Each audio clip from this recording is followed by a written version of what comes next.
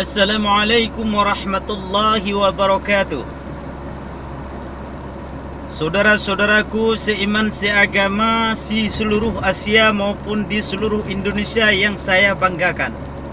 Pada hari ini, hari Jumat, saya pulang dari salah satu masjid. Kita juga sebagai imam di masjid Kota Banda Aceh. InsyaAllah saya mengutarakan lewat udara walaupun di dalam mobil sambil berjalan begini. Yang namun saudara-saudara saya, kita hidup ini harus pergaulannya secara bebas. Sebatas mana pergaulannya kita sesama manusia. Karena Allah Subhanahu wa taala mengatakan, "Wa ma khalaqtul jinna wal insan illa liya'budun." Tidak akan kujadikan jin dan manusia di atas permukaan bumi ini kecuali hanya menyembahku, kata Allah. Nah, para hadirin kaum muslimin hamba Allah yang saya muliakan, walaupun saya di dalam mobil posisinya, tetapi saya ingin mengucap sepatah dua kata. Kita pergaulannya sesama manusia itu oke, mantap, bagus, kemana saja kita pergi mantap.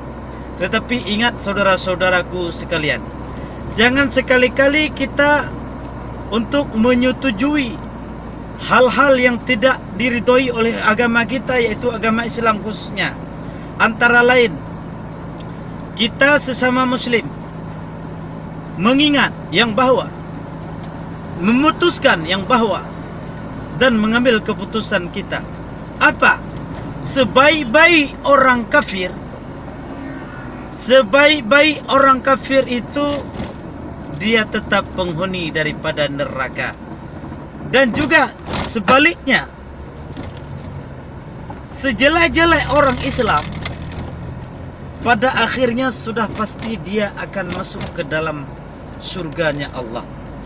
Nah, para hadirin kaum muslimin hamba Allah yang kami muliakan, kita bisa melihat sekarang pemimpin kita dan juga yang memimpin kita ke depan, siapakah dia? Satu agama dengan kita, boleh kita satu bangsa, tetapi lihatlah apa agamanya. Karena itu sangat menentukan.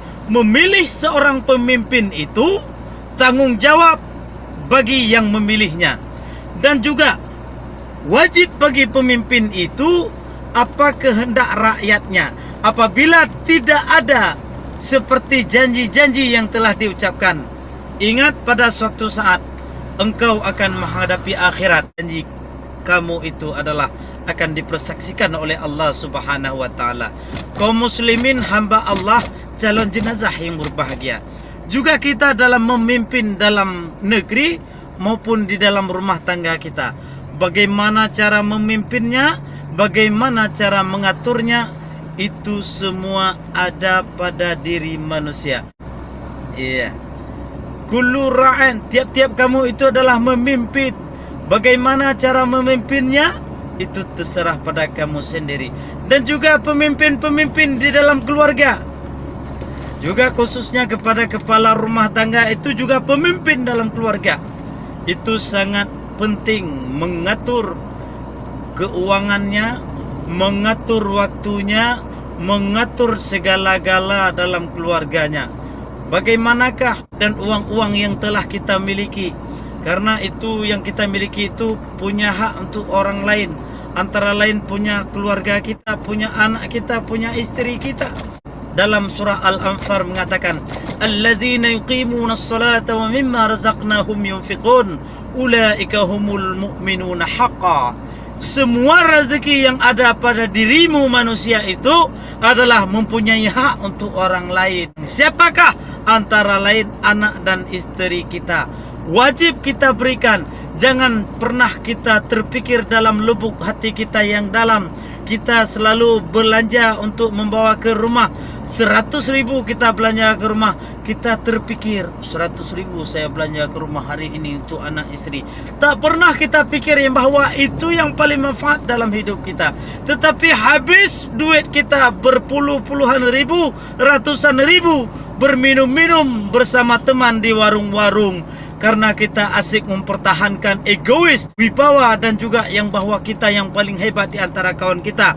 Lebih daripada 100.000 kita membayar untuk kawan-kawan kita, tapi tidak pernah memikirkan itu yang bahwa duit punya hak untuk keluarga kita. Itu yang perlu ditanamkan dalam lubuk hati kita sendiri.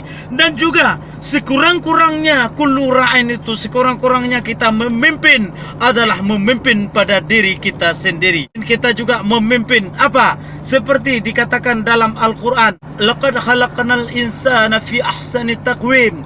Itu perlu kita tanamkan pada diri kita sendiri, yang bahwa kita diciptakan oleh Allah Subhanahu wa taala dengan sangat sempurna, dan juga akan kau tunggukan satu saat engkau akan jelek apabila salah engkau gunakan. Engkau akan menjadi seorang yang hina, yaitu orang yang penghuni daripada neraka paling jahanam sangat hidup kita ini.